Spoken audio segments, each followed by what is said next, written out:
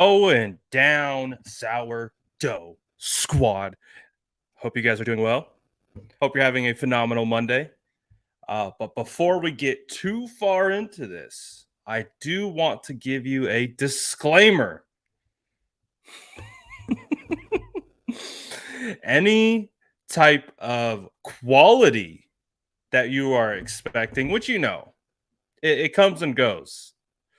Uh, we are running off my hotspot off my phone. PG&E has went out. There's no power in my entire house, in my entire neighborhood. There's no power. So as you know, I have limited laptop power life. My phone is plugged in to my laptop, and we are running hotspot from my phone to be able to power this live because we have to talk 49ers football. That's how important 49ers football is that regardless of the situation that's going on, we're going to power through because we got stuff to talk about. All right. We got stuff to talk about. Drop an SDS. If you're vibing with me, smash that like button and maybe my power will come back.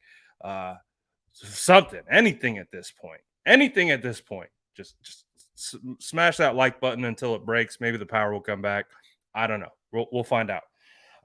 Also, though, we are going to be doing a little bit of a residency unboxing. So, ooh, baby, we're gonna see what's in this bad boy. I got some info about this one too. This is a new release. This is that hot boy season. No one's got this one except for a couple, which we will talk about. But so let's get into a little bit of the stuff, and then we'll do the unboxing, and we'll see what happens because who knows if my computer lasts or this live lasts. So it's going to be an adventure, and I'm excited. I'm very excited to have all of you along with me on this journey to see what this live actually turns into. Oh boy, the adventures continue. But again, shout out to all you guys who deal with the roller coaster that is the SF Niners. And it is a blast. And we're going to continue to ride it until there is no more, which will be for a very, very, very, if not ever. Uh-oh. Uh-oh. The McDonald's Wi-Fi is already back, but hey, we're going to keep the show rolling. Let's talk a little bit of Alex Mack. Because, of course, what we were very excited about last week, we were really, really excited about, rookie minicamp. We got to see guys like Danny Gray, TDP. We got to see Drake Jackson.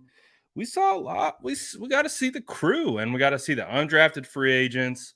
We got to see the tryout guys. So it's a really fun experience, right? Because hey, we got football back. We got football back, and that's what we were super hyped about. And so that's what we focused on, and we were focusing on the players that were actually on the field. But I was looking it up a little bit because I went to go double check because I know Alex Mack is 51 from his time with Atlanta. I think he even goes back to Cal. He was wearing 51. And you guys know me, I'm borderline dyslexic. So I gotta be, even when I go and double check, it still doesn't work out. But I double checked to see because I just wanted to see did they give out his number to any of these rookies? Because when you go down the list and you scroll through that entire list that was dropped, and I think I can even pull it up here so we can reference it. Let me pull it up here. We'll reference the list that I'm speaking of because I'm a visual person. All right, let's pull up the list. Obviously, we have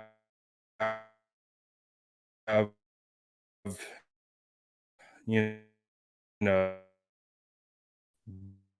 don't apply to anyone. Again, 94, 93 was DJ Jones. 86 was occupied by River Craycraft for a while. Again, Spencer Buford taking Joe Staley's 74. Ooh, big shoes to fill. Zakel taking 63, Donovan West 61, and you can go down the list. No one holds these numbers currently on the 49ers. You go over to the rookie minicamp tryout, and the same thing applies. And someone had pointed it out. Someone had pointed it out that number 3 is um, Ray McLeod's number. So that is something to think about. But when we think of starters,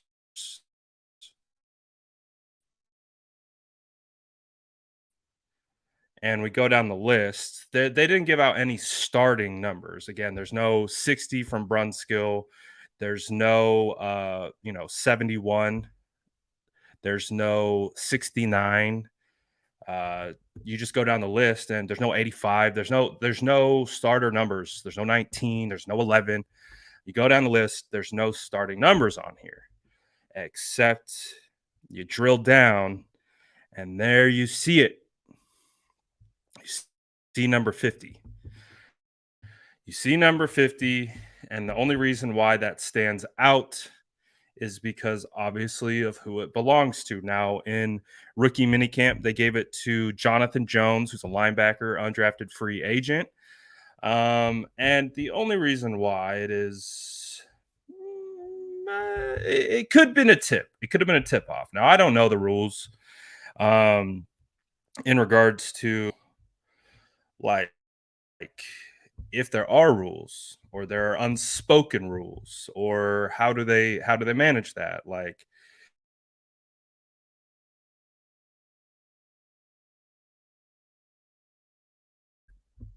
But we go over here and we look at our boy.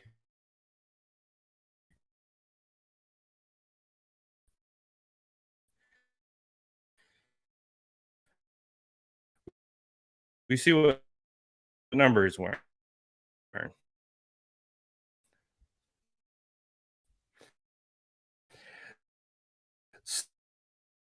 So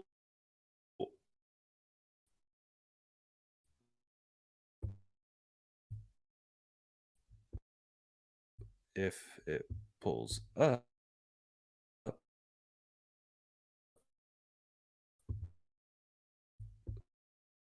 there we go. Come on, McDonald's Wi-Fi. There we go. So you can being worn by an undrafted free agent linebacker. Pity issues. That's definitely me. It's the McDonald's Wi-Fi kicking in. Hopefully, it's not. Again, just wanted to point out number 50 was given to undrafted free agent. Something to monitor. Does that mean he's retired? I don't know. Him to be able to share his own retirement, of course. It is just hey, his number was given to undrafted. Obviously, we haven't heard anything regarding the actual uh, whatever back or forth. But we'll find out. And again, I apologize for the Wi-Fi. We're running hotspot off my cell phone. Power outage. It is what it is, but we're making it work. Hopefully it's not unbearable. Hopefully it's not unbearable, but again, I do apologize for any connectivity issues.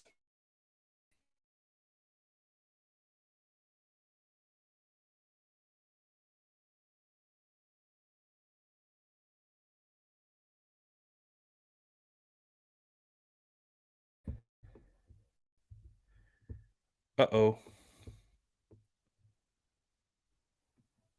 Is it working?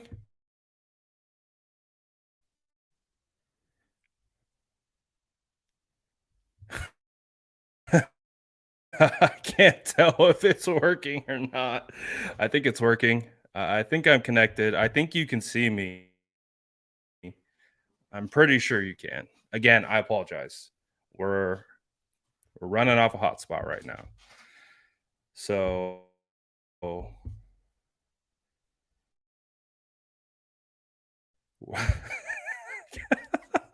trying to will and work through this here. You guys can hear me. Do you see me? Because okay, you hear me? All right.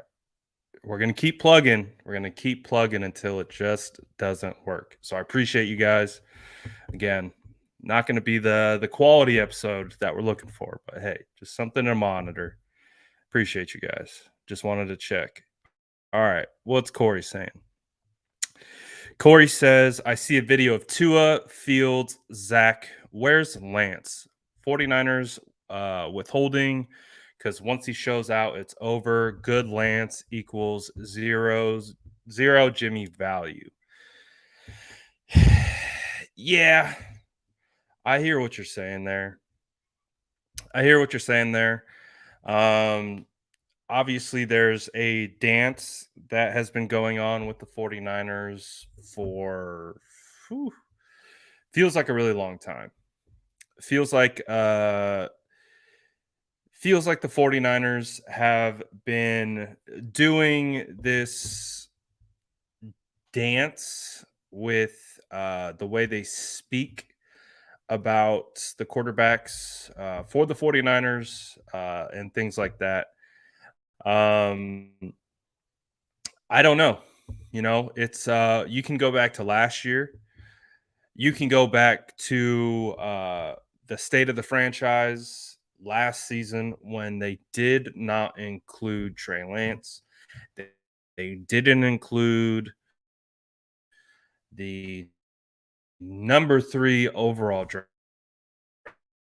draft pick, the future of the franchise quarterback, New Jersey release material, and he wasn't a part of the state of the franchise. I don't think he was mentioned one time.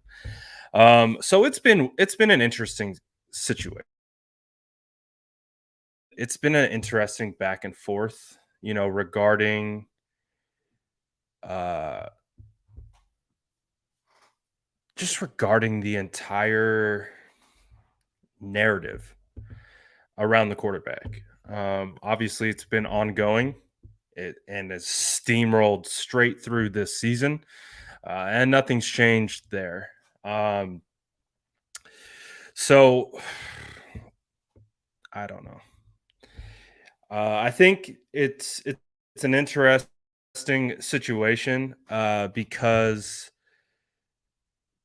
I think we all want to see Lance. And I think, we've this these started, you can go back to the reports since the season ended.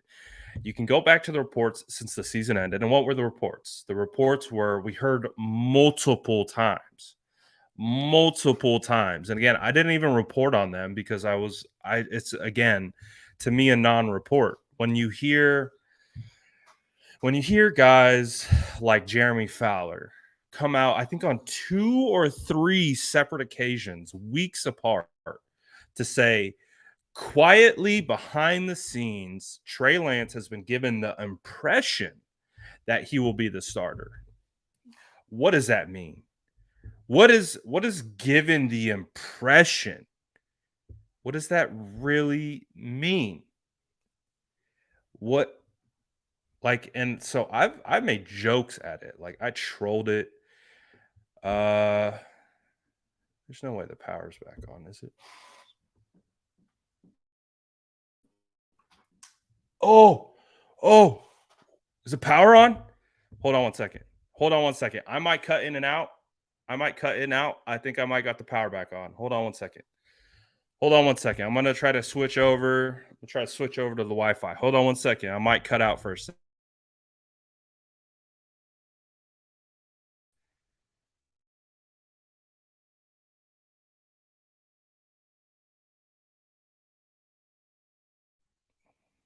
Ho ho ho ho. Are we good? Oh, I think we're gooch. I think we are gooch. Hold on a second. Oh, hold on a second. I clear now? Am I crystal clear now? Let's go. The lights on. So clearly we got something. All right. All right. All right. Now we're talking. Now we're talking. Okay. Okay. Let's get back. Let's get back on track, everyone. Let's get back on track. I'm sorry.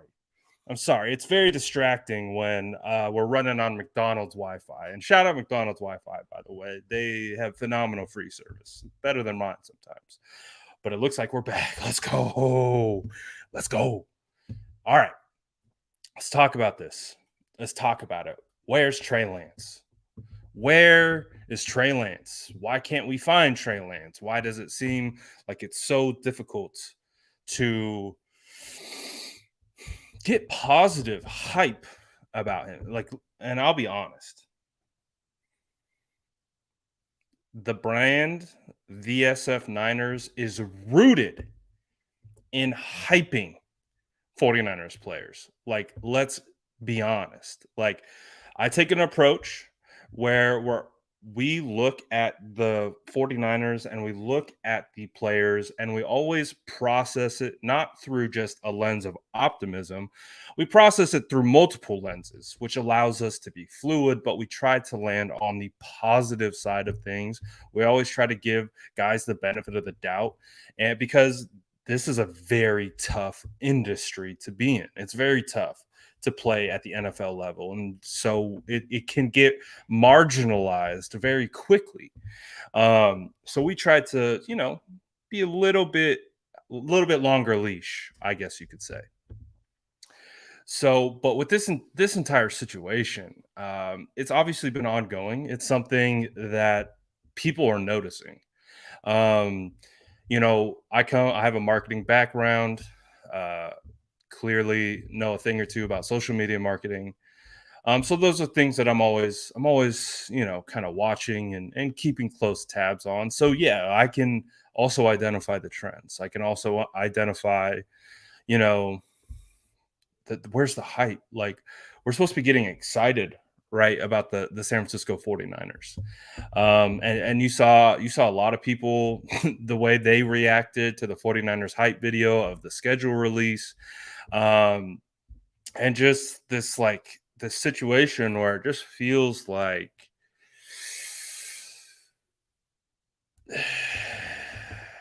it just feels interesting. Like, it's becoming like a palpable situation. Gammon says, "Here's a 5 spot so you can buy 10 buy 10 foil to make bunny ears to improve the Wi-Fi reception." Um, we're good. So again, this is there's so I know some things. I know that there has been a pretty sizable shift in regards to the internal processes. Now, I think 49ers fans, they focus on the players and the coaches. Well, there are media teams, there's finance teams, there's marketing teams, there's video ops, there's operations. They're a full functioning organization. And they've had some changes on the organizational end. And I know from the social media end, there's been some shuffling. Again, no Kiana Martin. Kiana is with the MLB Network now. There's been some changes internally. This is something that we would see. We would typically see shots. We would typically get, a highlight play here or there. They would have dropped photos to their app. We would go to the app. You'd see all the photos of the rookies. You'd post. We would post the rookies. And we'd generate hype, and we would generate optimism, and we would generate like that type of buzz around the team. But it does feel dialed down. There's like a dialed down aspect, right? And that could just be because internal teams are shifting and changing, and they're implementing new plans and things like that. So I can rationalize that from someone who's worked on that side before. But it is interesting. It is interesting. Again, a lot of people are going to be focusing on the Trey Lance stuff or lack thereof. And So it's interesting. It's definitely interesting. Hopefully we get that hype back soon because I think fans are ready to get excited about this team.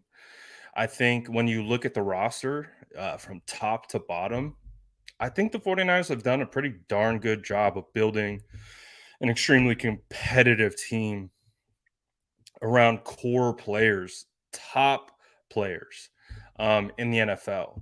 So this team theoretically should be really easy to hype up. Should be really easy to get excited for. Again, you got Kittle, you got Juice, you got Trent, you got Debo. We hope Brandon, you got Fred, you've got Mosley, you got Ward, you got two Wards, like we got Bosa. Like there's so many guys on this roster to get excited about. But obviously, hey, things take some time to fall into place sometimes. So it's I get it. I see people talking about it. I see the communications over it, and I can see people are trying to understand like what's going on. And to a certain aspect, I would have a similar question, but I also kind of understand that yeah, they are having some internal shifts, and so I'm sure there's going to be a slow rollout into like what their full kind of social media plan will look like. We'll see. Um, so we'll see. But yeah, it would be fun to hype up. It'd be fun to. We've been so drowned out by the drama at this point. We would like to we give us something shiny to distract us from the drama, and we feel a little bit better about that. We'll feel a little bit better about that. But also too, just getting through rookie mini camp, OTAs uh, approaching soon. I would imagine around. Uh, I think Jay Tansa and hype begin around training camp. I think he's speaking more to OTAs. Training camp won't start until the end of July. So I agree. If we start seeing a little bit more hype around OTAs, I think that would be just another good sign for a slow ramp up and just kind of making that transition internally. And then, of course, what that looks like from an execution standpoint and a fan facing standpoint. So that's kind of how I view it. Uh, I kind of view they're a little bit of work in progress right now, and there might be shifting, which could translate into lack of content. It could. It's something to think about. Uh, but we'll see what continues to happen. Again, I think that's a good point. Maybe we wait till OTAs and see if they ramp it up a little bit. Because I've have been very, I think we have one of the best media teams around, and it's really not a biased take. I try to watch all social media teams that cover the 49ers, and I try to see which ones do what, which individual way, and which accounts. It's funny, the accounts that everyone holds in high regard, the Panthers, the Chargers, they're run like fan accounts. There's a reason. So I'm all over that because obviously you look at my brand, you look at what we do, you look at how we cover the team, you look at guys like the Chargers, you look at guys like Panthers. They run obviously uh, they're definitely way more corporate, but still at the same time they have a fan page sold to them. So it's something that I monitor, something that I track. A lot, along with obviously the X's and O's and news and things like that. So it's something that I pay a lot of attention to. So I hear what everyone's saying. I get it, I see it, I notice it. I've clearly seen the same things that a lot of people are seeing. So I'm more in a wait and see period. Because they still have a lot of great talent inside that building in regards to producers, videographers, photographers, coordinators, managers. Like I got a lot of respect for a lot of people in that building. So I think it's more of just a little shift. So we'll see. But also too, one thing that I have noticed about the San Francisco 49ers, their media teams and everything, they are aligned. They're aligned with some of the player moves. And you kind of have to be. You kind of have to be cognizant of what the internal teams from a football standpoint are trying to do, and then ensure that your messaging that is again fan facing doesn't put you in a bad spot. So there's a fine line to absolutely deal with. So we'll see. We'll see. I would imagine though, once we have some definitive understanding of what is going on with the quarterback situation, then I feel like the floodgates are going to just be flipped on. I feel like we'll get all the Trey Lance content. We'll get all that stuff. Again, I don't know if I don't foresee a period where the 49ers are going to be keeping Jimmy. I can't, like, see it in the sense of trying to trade him before week 1, but I don't necessarily see it in past week 1. I'm all for value. I'm all for obtaining value. Again, he's an asset. You gave up an asset to get him. He's still a starting caliber quarterback. You get an asset in return. Uh, does it mean you have to wait a little while? Maybe. But I can live with that a little bit more. It's just the week 1 part of it. If he's on the roster week 1, that's where we'll have a lot more questions. But we'll see. But let's take a quick break. Let's take a quick break. Let's regather because we have a little bit of a unboxing to do. Shout out the homies at Resid3ncy. Shout out my boy Zach. Always keeping your boy right. So with this particular hat, I haven't seen it yet, so I don't know what it looks like.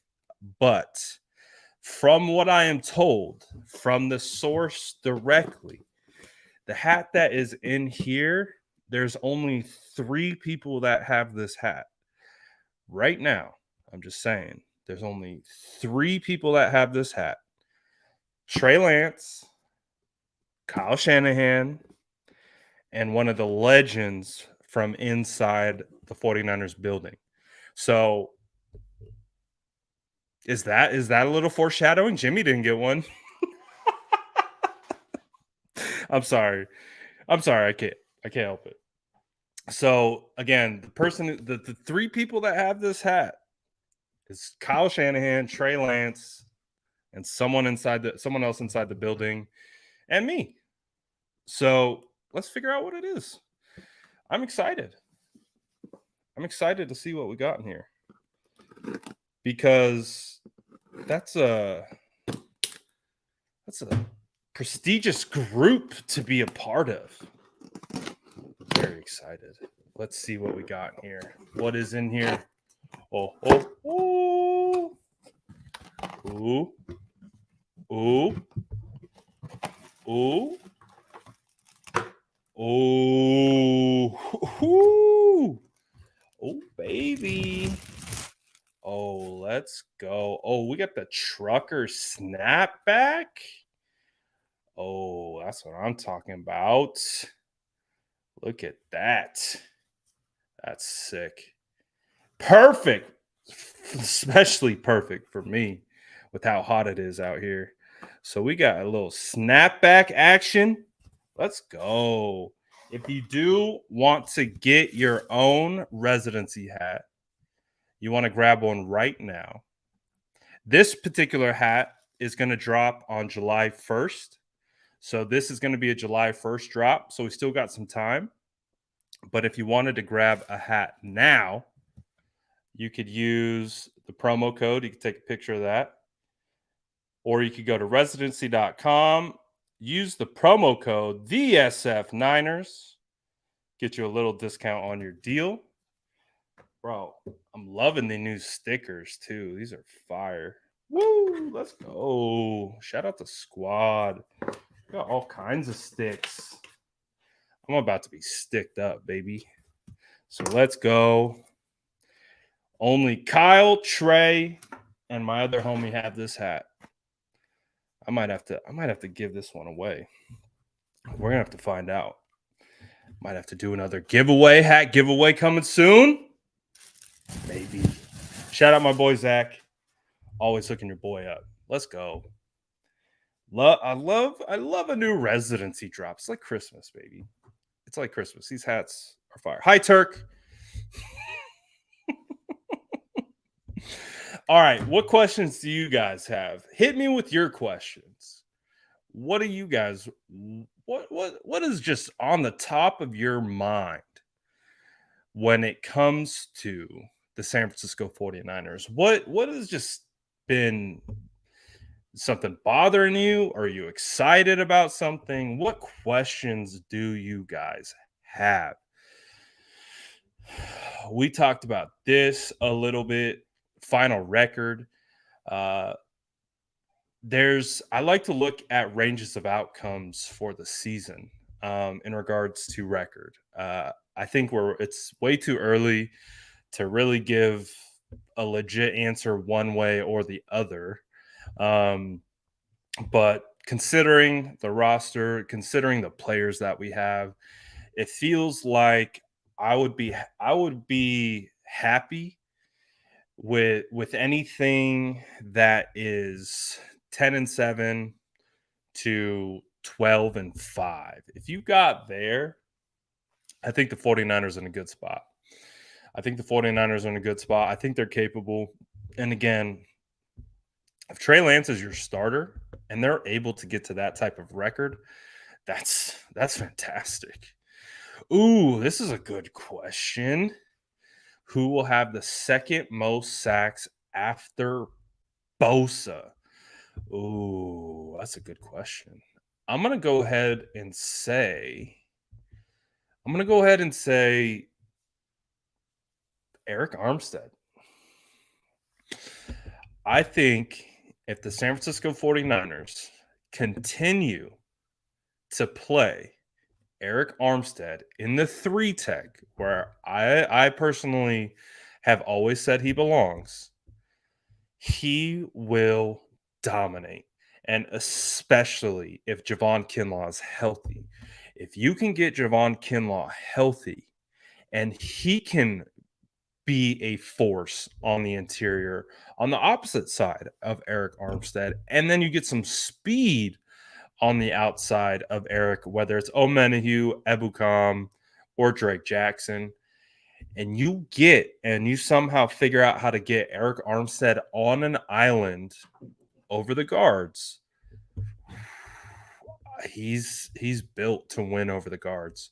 So if you can set that up, I think there's a world that exists where Eric Armstead's coming away with the most sacks, because the shortest path to the quarterback is on the interior. So if you can get interior pressure, and if you're chipping, like if you have to send running backs to chip on Bosa, you're keeping tight ends in to chip on Bosa, you're sending assets to stop Bosa, which is going to give other guys one-on-one matchups. That's a good question, but I like Armstead to be able to get the second most sacks with how I'm seeing the kind of setup of the San Francisco 49ers. Lance is all that goes through my mind.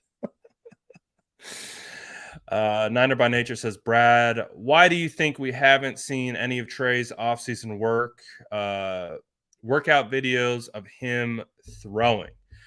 Well, I will say this, and maybe I can. That might be a hard one to find. I'll try to find it while I talk about this. They're retooling his mechanics. And if you go back to last year and you go back to last season, I felt like I was able to get an extremely solid understanding of what Trey Lance's mechanics were before he was drafted. Again, I know Jesse's had him on, but I also spoke to his quarterback coach kind of throughout the process that he was training with Quincy, and trying to understand like his mechanics, what they were trying to do and instill with his mechanics. A lot of it was footwork based. Obviously, he has that big kind of sweeping motion, and he's also got the bounce hitch into his drop back. So I think part of it is just like I think they're manipulating his mechanics still. And part of that manipulation, because if you follow his speed coaches, if you follow any of his quarterback coach, they're not posting anything of Trey Lance. And I think that's intentional. I think that's intentional. I think, there's a lot of hype headed into the season with Trey Lance. Trey Lance posted a ton of workout videos where we were seeing him throw constantly. And so, but because we were able to see him throw constantly, we are also able to see his mechanics. And when he went to his first OTAs with the 49ers and they came out of OTAs, he also showed a clip of him working out. And I believe it was with Mohamed Sanu. When they showed that clip, you could literally see how they adjusted his mechanics. So based on the conversation, based on the temperature surrounding Trey, I think it's more of a situation for him and his group. It's just, hey, work in silence. And I don't disagree with it. I think if you're going to ask fans, we want all of it. We want to see every throw. We want to see every progression in his mechanics. We want every access to what Trey Lance is doing in the offseason because we want to see him get better. But I really believe the reason why we haven't seen anything from Trey this year is the literal thought process of work in silence. There's so much noise right now surrounding him, surrounding Jimmy, surrounding the 49ers. I really, really do believe that it is that notion that you've heard, work in silence. So I know he's working. I know he's down in LA. I know he's with his speed coach. Essentially, his speed coach told me, how they rotate between their throwing coach because they don't want to overwork him. They want to make sure he's 100% for speed training, but they also want to make sure he's 100% when he's going to throw. And so they have a rotation in regards to when he works on speed training, when he works on his throwing, and he's going back between those two guys. Um, so I'm not. He's working. Like he's 100% working. It's not that he's not working, but it is. I think a little bit of that situation where there's so much noise. There's so much. Just people are kind of talking, out their behind at a certain point.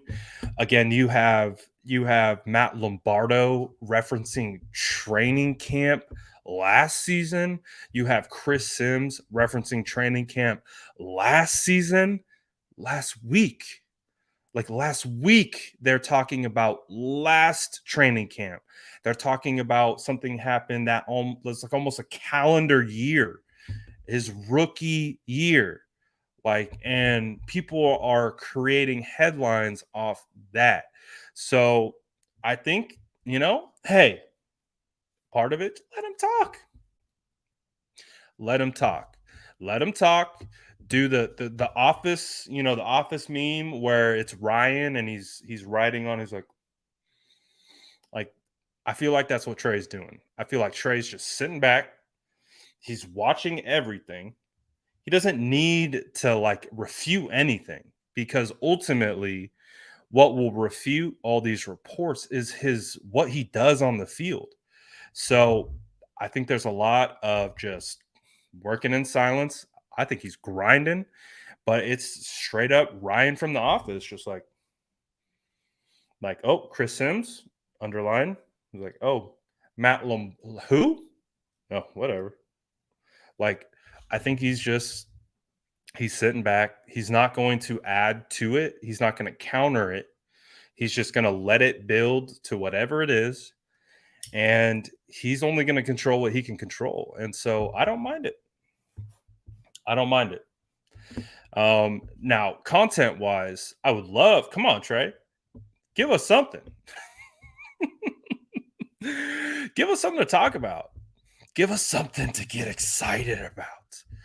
Uh, but hey, I understand it. I get it. If I was in Trey's camp, and like, let's say, Trey was like, "Hey, Brad, I want you to run my social media." I'd be like, "Let's go." I would be like, "Don't post anything."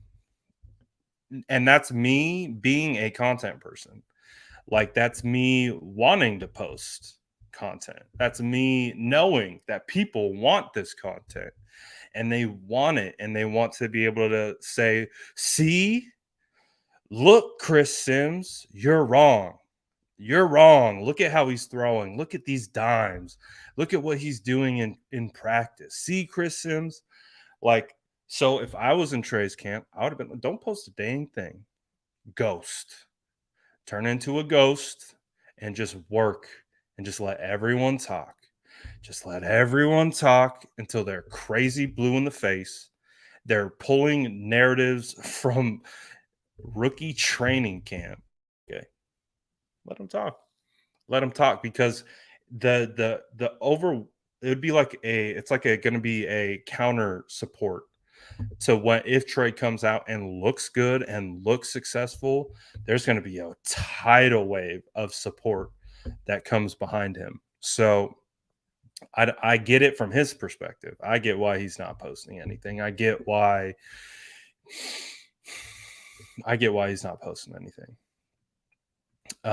Obviously, people are starting to have conversations about, the 49ers media team and why they're not posting. But again, that's a completely different conversation, completely different set of dynamics, completely different. So let's see. What other questions you guys got me? Shoot your questions at me. We'll just turn this into a Q&A the rest of the way. What else you guys want to talk about?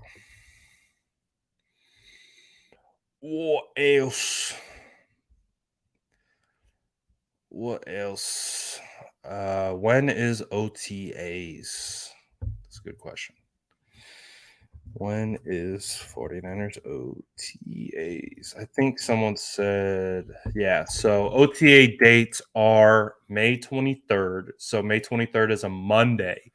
So next Monday, we are officially 1 week away from OTA dates, May 23rd. Then it looks like they got the 24th off. I don't know if 24th is like a media centric day. We'll find out. But they have 25th, 26th, and then 31st. Then June 2nd, June 3rd, June 6th through 9th. That's according to Niners Wire of USA Today. So that's what the dates look like. So we're close. We are close. We're a week away. We are a week away. So very, very excited about that. But also to counter why, and I don't think Trey's been in the building to throw. Oh, nice. We got it right here. I don't think Trey's been in the building to throw. So it's not like the 49ers can post new content. I don't believe he's been in the building. So we'll wait till OTAs. I'm sure once OTA drops, we'll get all the Trey Lance content, because it's just Trey Lance. It's Trey Lance, it's Nate Sudfeld, and it's Brock Purdy. There's not going to be Jimmy Garoppolo at training camp. So I would imagine a lot of the content that we're going to be seeing is going to be Trey Lance. So excited about that. Joe says, "How do you feel about Danny Gray?" I'm excited, man. I really am. I think Danny Gray is going to be a phenomenal receiver for this team. He reminds me a little bit of Brandon Ayuk. I think in regards to the speed element, but being able to be a complete wide receiver. I think he's going to be a one. He's going to be the X wide receiver. Uh, I think he's I think he's really good, and I think he can win in a bunch of different ways. Obviously, the speed is exciting, but I'm excited about the dog. I'm excited about the guy. I'm excited about who Danny Gray is. I think it's really easy to get excited about the measurables. I think it's really excited to get, the physical tools. Like, oh, he's fast. Like, he's pretty good size, and he moves really like super fluid. But I'm excited for the guy. I think the person that the 49ers added into the locker room with Danny Gray, again, he has this mentality to him. And I think it comes out in his play where he attacks the football. He is, it's a my ball no matter what kind of guy. Like, and those types of guys can be successful regardless of how athletic they are. But that's the cool part about Danny. The cool part about Danny is he has all the tools, but he also has that mindset. But it's kind of like that Debo mindset. I think Debo's more physically, he's more physical. Um, but still that kind of, you hear, oh, that one of my favorite scouting terms, oh, that boy got that dog in him. Like, I say it all the time, but I think it's a real thing. And now, what does that mean? It's that aggressiveness, it's no fear, it's supreme confidence. When you get those types of players and you match them with the ability, and also they want to be great, like, that's when you get special players. That's when you get really, really good players. So I'm excited for him. I don't know what his production will be like in year one. I don't know what the situation is like with Debo Samuel. Does Debo Samuel show up to OTAs this year? Does he hold out of OTAs? Uh, I don't know. So that's going to be something that's going to be interesting to watch. So we'll see. So we'll see in regards to Danny Gray's production.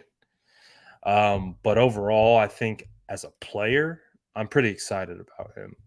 Pretty excited about him. Pretty excited to see what he could turn into in this offense. Um, has there been any change to the Jimmy situation? Uh, I don't think so. I don't think so. Because when you really look at the entire situation, he still can't throw. From what we know, everything we've heard is that Jimmy will start throwing. I think end of June was the date that they kept throwing out. Like, oh, he should be able to throw at the end of June. Maybe early July. So I think until Jimmy starts throwing, I really don't think I really don't think anything's going to change. To be honest, because until other teams can see that, oh, Jimmy can still whip it, still sling it around, because as much as people like to you know crap on Jimmy, uh he's really good in the short to intermediate. Now, again, he'll miss the occasional underneath linebacker. It's been well documented. But when he has to fit it in there, he can, he can, like, we broke down the tape last year. There were multiple plays. And even I think against the Rams, like, I was just like, this is elite. Like, this is elite release, like, in regards to timing, how quick he gets it out, the velocity in which he gets it out. Um, I know a lot of people don't like to hear it, but Jimmy does have some, maybe, I don't know if they still exist, but he still had, like, you could point to and maybe argue that he has like an upper echelon release. Now, does that translate into deep ball accuracy, being able to read the field, uh not being predictable, hitting running backs in the flat? Maybe not, but hey, when it comes to sitting back in that pocket and doing one of those little whew, he could do it, and he could do it fast. You just whip that thing out. Um, but it's kind of where once he starts going out of that comfort zone of that short to intermediate 10 to 15 yard window that's over the middle, and he starts having to challenge outside the numbers or challenge deep, that's where you start to see some of the, I guess, inaccuracies, kind of inconsistent velocities, and things like that. Um, but again, elite game manager, clearly an elite teammate. Um, but they have to make sure he can throw the football. They have to make sure he can whip that thing, if you know what I mean. So we're gonna wait and see. We're gonna wait and see. Uh, but he's got to get back, and I think he's got to prove it first before anyone takes a shot.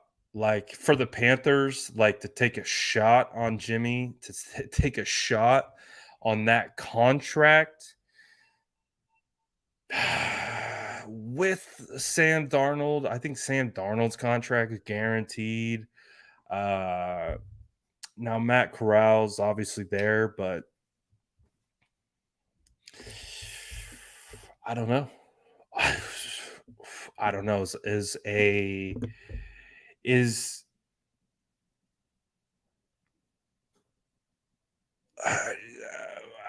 someone gonna? I don't know. I don't know. It's just,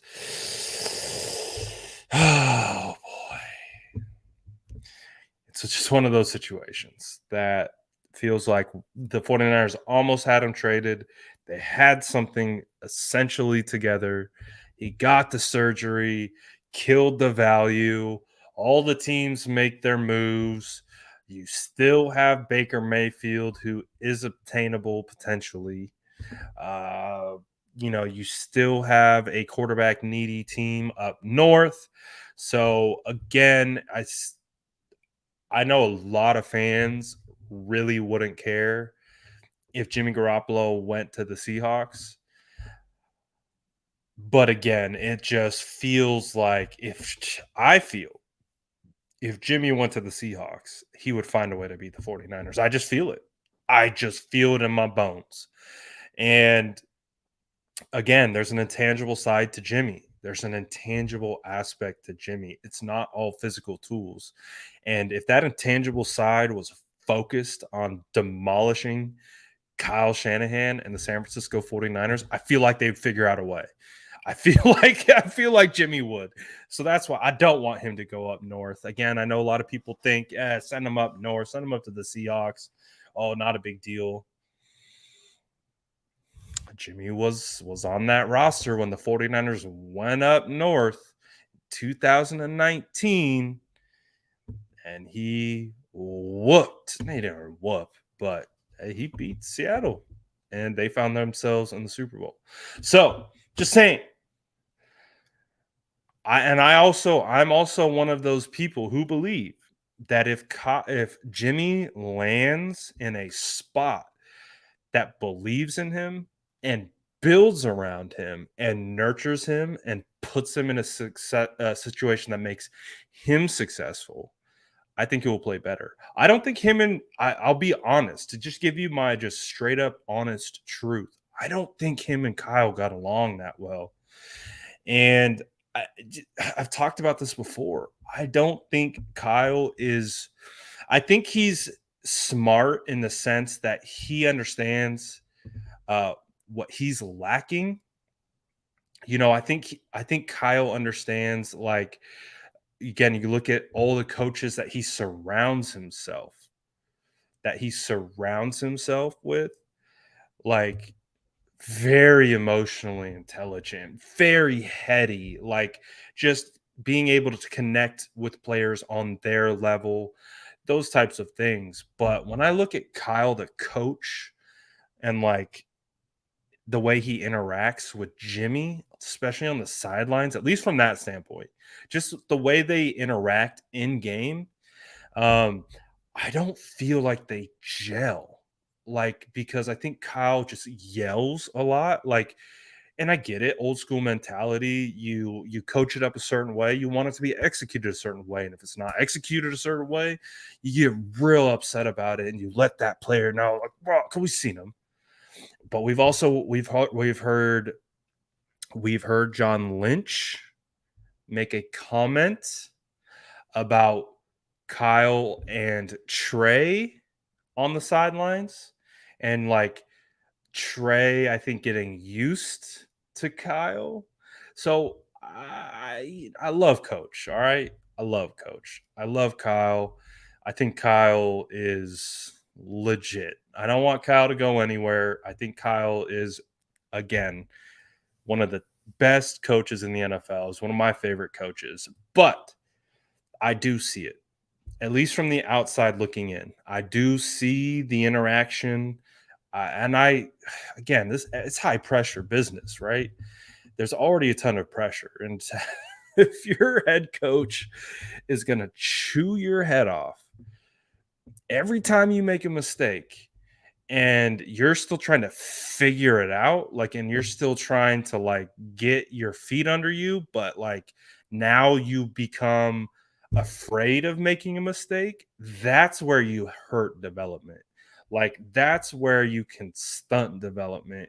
If someone becomes more focused on not making mistakes than improving mistakes,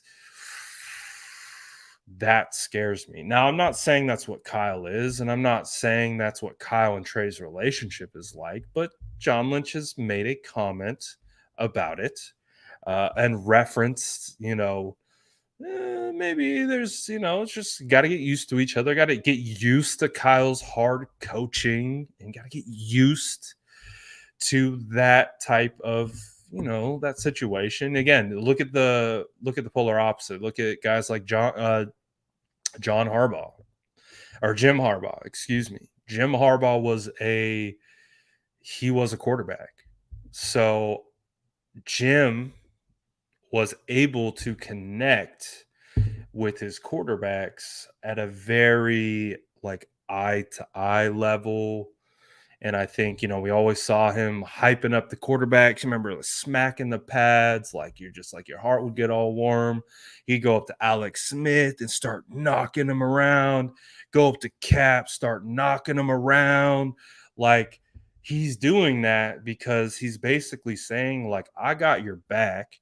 I'm here for you. Get ready. We're about to go to war. Let's do this. And I think there's a little bit of a differentiating mentality, because Kyle's, I think, a low key perfectionist.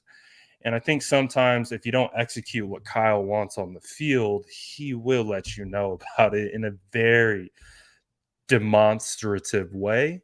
And you have to be built the right way to withstand that. Now, a young kid like Trey, you could argue maybe that's something he has to build. Maybe that's a callus that he has to build, and he has to remove his emotions and take away the fear of failure, and understand that, hey, because remember, Debo talked about this his rookie year.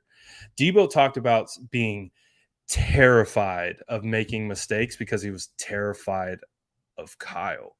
He said that his rookie year in 2019, when they were getting ready to go to the Super Bowl. Debo said, man, I was terrified of Kyle because I didn't know the playbook yet. And if you mess up, he rips you. And I'm connecting all these dots, and I'm just like, I get it. You don't execute, it makes you upset. You get mad at the player, but at what point can we maybe take a step back and just be like, these guys are learning, so let's take a learning mentality to it. We don't have to get mad at everyone every time. Every time everyone makes a mistake. Now, again, that is a perspective purely from the outside looking in. I don't have the context of what's going into every play, why the issues are there, why there's this fieriness on the sideline. I'm not listening in. So, but again, that's just my own perception, and why like why you can maybe think like they're a little nervous to put Trey and Kyle together for a whole season, because maybe Trey and Kyle, they're not ready. Maybe that marriage isn't quite ready yet, but hopefully, I don't know. We'll see. Um What's the chat saying? Oh, we got Coach in the chat. Let's go. Shout out, Coach. Again, feel free to ask any questions. I'm just kind of going on at this point. Oh, let's go. Niner by Nature says, I got Brad on my loudspeakers. I'm cooking some barbecue ribs, chicken. Ooh, that sounds good. The old lady is making some baked beans, potato salad. Oh, Niner by Nature got to figure it out, baby. He got to figure it out. Ribs. Ooh, that sounds good. That sounds good. I could smell them. I can smell the ribs. Ooh, I can smell them. Uh, Randy says, getting paid the big bucks, so put your big boy pants on and work, which I understand. But kids don't always understand that, right? What happened with Brandon Ayuk last year? What happened with Brandon Ayuk last year? Brandon Ayuk went through the doghouse. Like, so there's a trend. There's a trend that exists here in regards to coach player like cohesion. Again, what was the turning point? What was the turning point for Brandon Ayuk and Coach Kyle to come together? It was a sit down meeting with John Lynch mediating it. You starting to see the psychological aspect to this whole situation? It's literally like it's marriage counseling. It's literally like, oh, we got to sit down. We got to both say our pieces. We have to have someone else rephrase what we're saying. So, because I can't hear what you're saying to me anymore because it's just making me upset. So, I have to hear what you're saying from this person so I can actually hear you. Like, so I do see Kyle. I do see his ability, I think, to understand that about himself, and he puts really good coaches around him. He puts really good staff around him to kind of help, I think, in those regards, to be able to be really good people as well as coaches, and can coach from that aspect. I just think Kyle is so just like locked in, and like I said, he's a bit of a perfectionist, and that doesn't always work for everyone. Like everyone learns their own way. Again, if Kyle tried to coach me with ADHD, oh, he, I would be gone. Like he would not have the time to deal with Mr. ADHD. I don't learn the same way. I learn in different ways. But if you can crack that code of how I learn, oh well, then we're working. We're doing some sick stuff.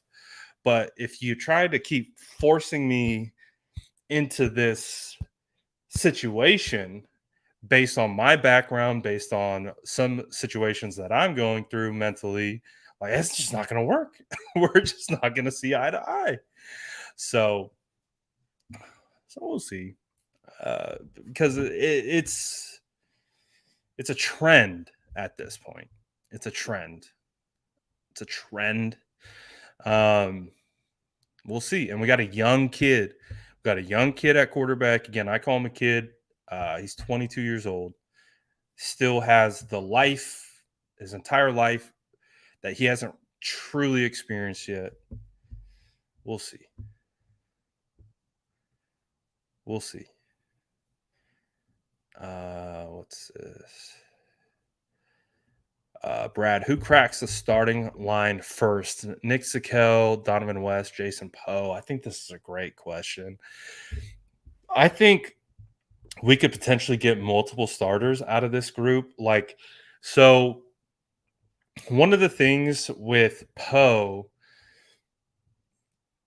just have to wait until pads come on.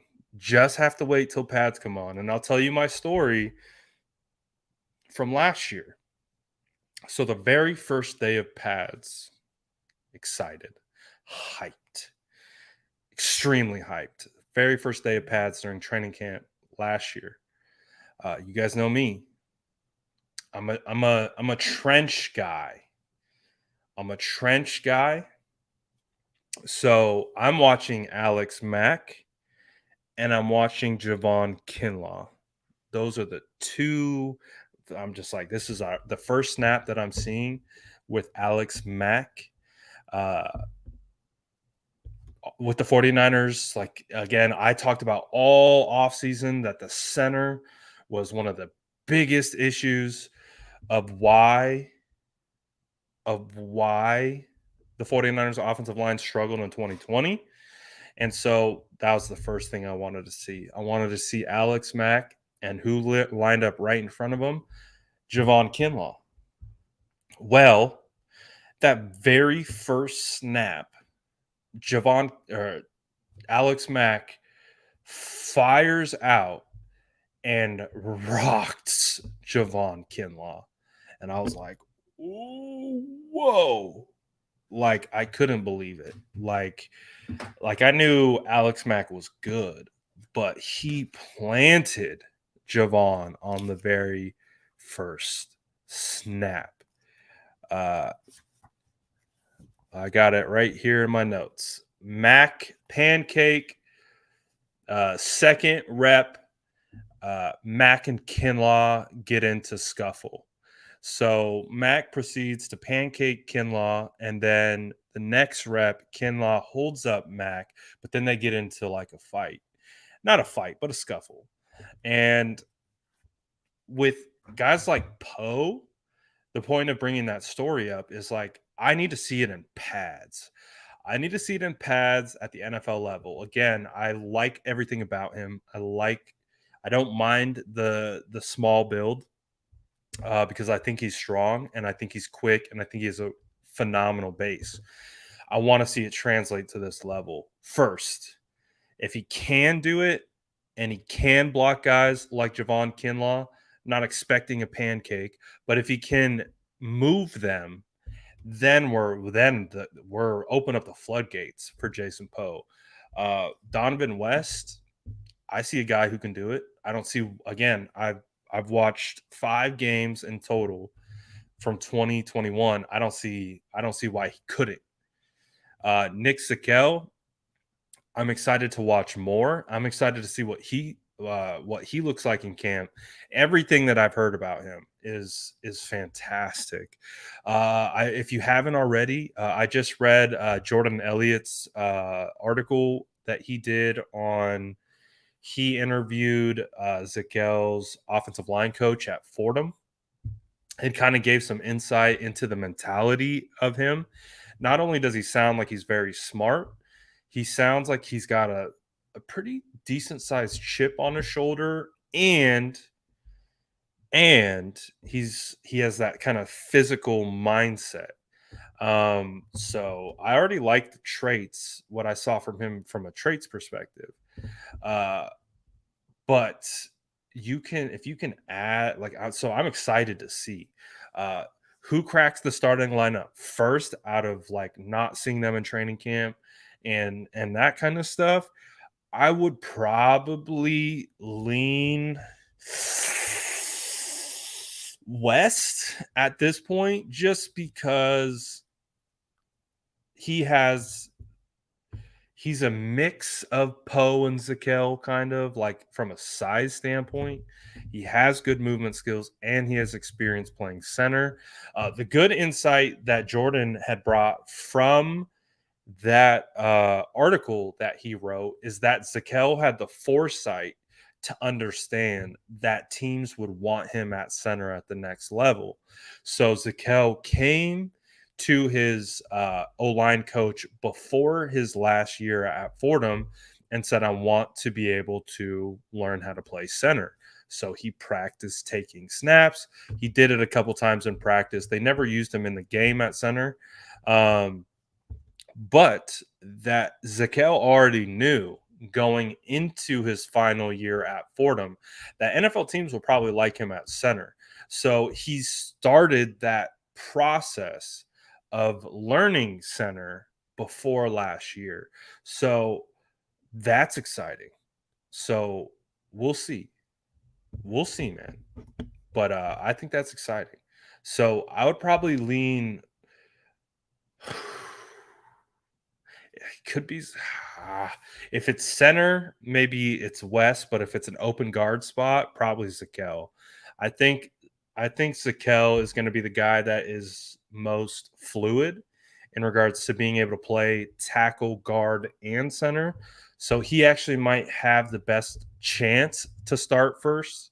But if you're focusing, like say the center spot opens up and they're not kicking Brunskill down, West could theoretically have a good shot. But I would probably lean. I'd probably change my mind. Actually, I'm probably going to Kel West Poe, just like it's listed here. That's kind of probably where I'm going as well. Good question. Ooh, shout out, Coach. Thank you, Coach, for the dubby. Appreciate you, my boy. He says BA had a maturity issue. It's that simple. Kyle doesn't do himself any favors with his public persona. I get it. But the facts still remain in football, as in life. How you do your job is more important than doing it. Ooh. Coach be coming with like he can like hit 3 point, he can hit like three like earth shattering points in like three simple sentences. It's like, good job, coach. Good job, coach. Which I do agree with. I do agree with. Again, that's part of when I'm speaking about Kyle, right? And speaking about being a perfectionistic, being the way he is, it's when you match that with immature it's called what it is, right? They're kids. I get it now. I used to not get it when I was 21, 22, 23, when all the old heads would still call me a kid. And I was like, oh, I'm grown. I'm a grown up. Like, nah, you're just a glorified teenager. Like you're just a glorified teenager. Like, and I understand that now. I'm getting up there. I'm getting up there. Uh myself. I'm no spring chicken anymore. But being an old head now, I can rationalize what those people were saying to me. Like, there's still a lot of maturing that comes along, and that's even with a guy like Trey, who's I think very mature for his age. I think he's ultra mature for his age. However, there's just life experiences, dealing with people that maybe you haven't dealt with, or dealing with certain type of situations that you've never dealt with before, and learning how to move through those things. With BA, I spoke with someone who works with him in the off season, and we spoke directly about Brandon Ayuk. And what he told me about Brandon is that Brandon wants everything to kind of be his idea. So, and I found that fascinating. Again, this is a guy who works with Brandon in the off season. Um, he's told me straight up, he's like, Brandon is the kind of guy who you have to make it seem like it's his idea, in the sense of like the way you phrase things and the way you speak to him, which again, those go to different type of psychological assessments and things that we won't get into because we aren't a psychological show here. We do pull from psychology, but that's not what we do here. um, so you take that mentality and you tie it together with someone like Kyle. Well, those two are going to do this. And so that's what it feels like happened. Now, obviously, they were able to kind of get through that. Um, but hey, man, you know how it is. Coaches are demanding. If you've ever played football before, you've had that coach that is just an a-hole. Like, he might be good at being a coach, but he's just an a-hole. That's just it's just how it is. And part of the motivation, for being a good player is not to make a mistake, so you don't get chewed out. Like, that's just a part of it. But I know Coach. He's played and he's been around coaching at a high level. You know how it is. Some coaches are just they're just them. And it doesn't always work with every single person who walks into that door. Um, but you can pull other types of things out of those people that maybe, like a coach who forms their coaching style to each individual player, maybe it might not pull that type of like ferocity out of a player, because at a certain point when it clicked for Brandon, he was going hard. Like, he was going crazy hard there for a second. So, but all good points from that. All good points. um Hendrick says, "Don't remind me. I still hate you, Coach Hernandez." Yo, we all had that one coach that just made our lives living hell and like did not help us at all, just because they yelled nonstop about everything. Nah, it's hilarious. That's funny. That's funny. Let's see what else we got here. What else we got? But I think this is a big year.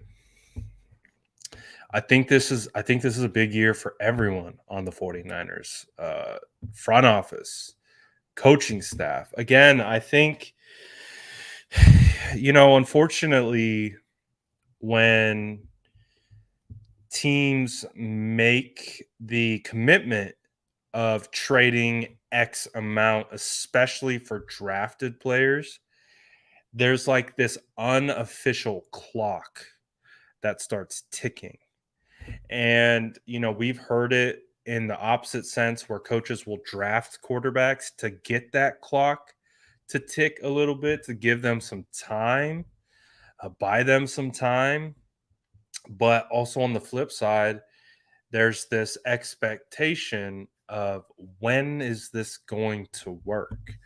And at what point do people start saying, well, you didn't do the right thing? You didn't draft the right person. You didn't spend the right amount of whatever. You know what I mean? Like, so I think this year's going to be very high pressure. Um, I'm hoping that everything goes successfully enough where I hope that we are talking about the playoffs at the end of the year. Um, Obviously, for clearly obvious reasons, but the main thing is that if they don't, and it's a bad year, and again, I'm not trying to put that juju out there, just knocking on wood. I'm just trying to look at all the ranges of outcomes. I would imagine that same smoke that came for Kyle last year is going to pick up right away. Like, I think this fan base is exhausted in a sense, not necessarily of Kyle, but just a lot of, of course, the quarterback situation. Of course, Debo didn't help that. Um, but I do think there's a situation where if the 49ers aren't winning games in a way, because I think there's a way to win games. I think there's a way, like, if they're not just complete, because again, I think that the MO that we have with the 49ers right now is that they will mo more often than not beat themselves before anyone else beats them. And I think that's been one of the most frustrating things for me as a fan, as someone who evaluates football at whatever level I evaluate. But that's been a frustrating part of it is self-inflicted wounds, blowing late leads, just this, just it's like it feels like it's reoccurring at this point. It just feels like it's Groundhog Day, at least last year at certain points, but they were able to correct it and they were able to pull out those late win games. They were able to pull out those games against the Bengals late and do those types of things. But there's also just that sense, the Titans game where the entire Titans game just felt like a perpetual, uh, essentially just like shooting themselves in the foot over and over and over and over again. So it's just, I don't know. Hopefully things are moving in the right direction. There's growth from the start, and we don't have to worry about those types of things. So hopefully that's the case. I wouldn't say he's a lock. I would not say he's a lock just because they gave him a lot of money.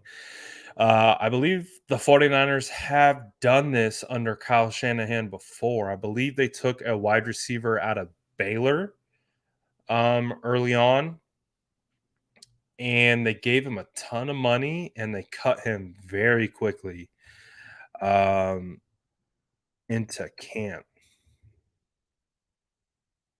I actually want to see if I can remember. Yes, you guys remember KD Cannon?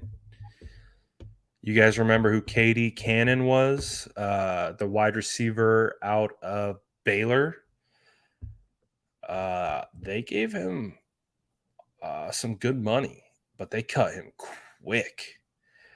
He did not last long. He did not last long. I'm trying to see if I can see how much they gave him because I believe they gave him something in the boat of West. I think they gave him around 100,000 guaranteed. I think he was one of the highest paid undrafted free agents, and he did not last long at all. They they cut him quick. And as from what I at least I can remember is they gave him a good amount of money. I'm trying to see if anyone will list how much he was given. I don't see it anywhere.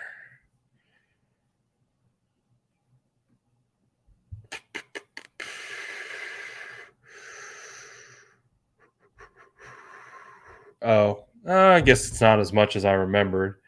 So what Cannon got was 40,000 guaranteed and $5,000 signing bonus.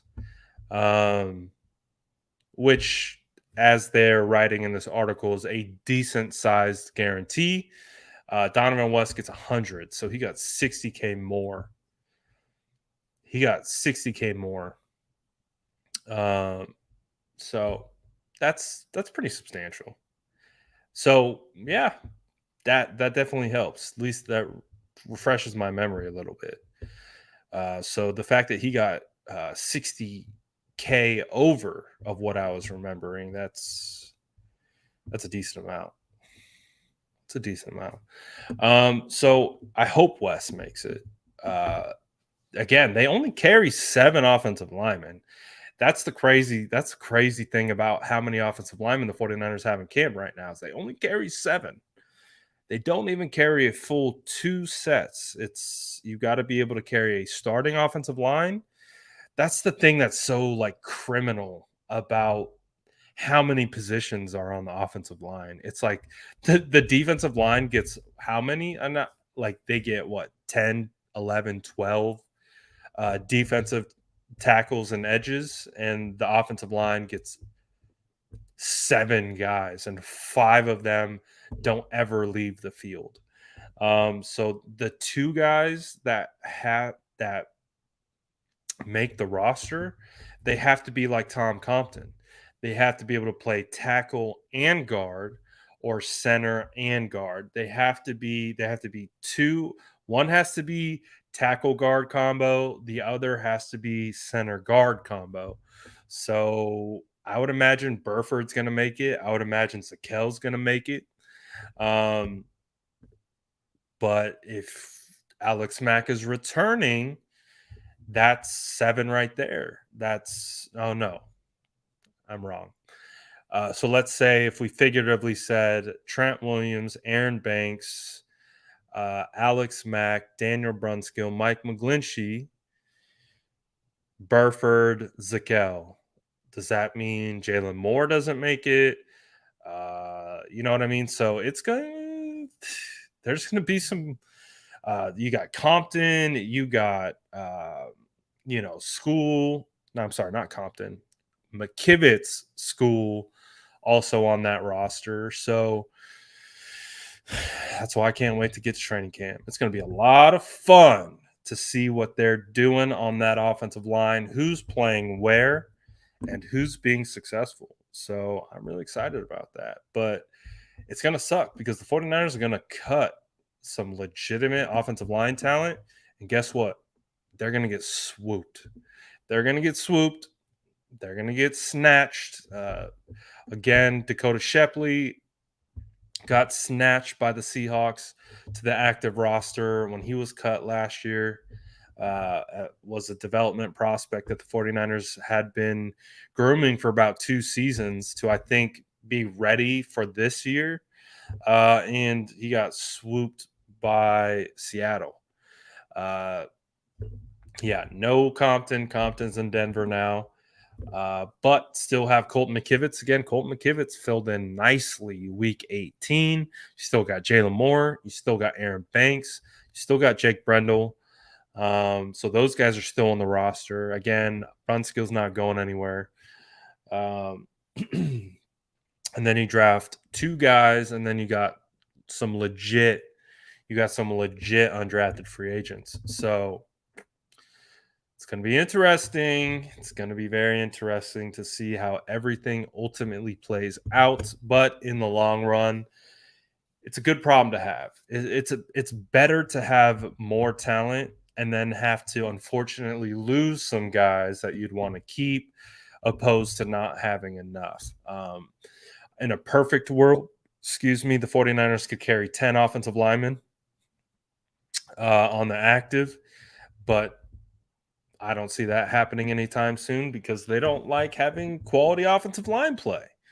I swear, if the NFL put an emphasis on the O line and they got some of those athletes on the D line to switch over to the O line, I'm telling you, the first coach to compile like a NASCAR offensive line where it's just all fast, strong guys that can do insane things. Unstoppable. I'm telling you. But hey, someone's got to do it. Someone's got to do it. So we'll see. But I appreciate everyone sticking through today. I know it was a little bit of a rocky start because we had to run off a hotspot to begin with.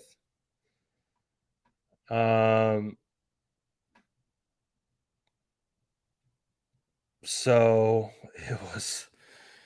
it was a little dicey to start. Definitely had the McDonald's Wi-Fi vibes at the jump, but we were able to figure it out, and we're able to get our power back, and we are back online. So glad that you guys were able to vibe with us. Again, we also did the Resid3ncy unboxing. We had the snapback little mesh action. Again, so far only me, Trey Lance, Kyle Shanahan, and another member of the 49er staff have this hat. Exclusives. But if you guys, and this hat is going to drop on July 1st. But if you guys want to grab a hat in the meantime, you guys know what to do. Head to Resid3ncy.com, use the promo code the SF Niners. Get yourself some new gear because, man, that season will be here around the corner. It'll be here around the corner. Smash that like button if you haven't already. Sub if you haven't already. If you subbed, I don't know what the hell is going on. What are we doing? What are we doing? So appreciate the squad. Appreciate everyone else. We'll be back tomorrow. Again, we're a week away from OTAs. 1 week. 1 week from OTAs. We're so close. We're so close to getting Trey Lance highlights because I know a lot of people want to see that, right? Want to see the Trey Lance highlights? Well, we're about a week away from getting the Trey Lance highlights. Once those highlights come in, oh boy, we're going up. It's going to be legit. I cannot wait. So we all want our Trey Lance highlights, and we'll get them eventually. Let's see. 49ers just dropped jerseys for the rookies. All right. Nothing crazy. No number changes that we wouldn't expect. All right. But shout out all you guys. OTAs is mandatory minicamp is mandatory. I feel like OTAs is. I don't know why. It's organized team activities, so I would imagine that they are definitely mandatory. We'll see. I believe so. I don't know. But hey, guess what? We'll be here to cover no matter what. Hopefully Debo's back next week. I think that's going to be the one things that we're going to be looking for. Is Debo show up? Does Debo show up next week? And do we get Trey Lance hype? That's what we're all looking forward to. So we will continue to be on top of it all. But I will see you guys tomorrow. 100%. I'll see you guys tomorrow. Until then, peace. I'll see you guys.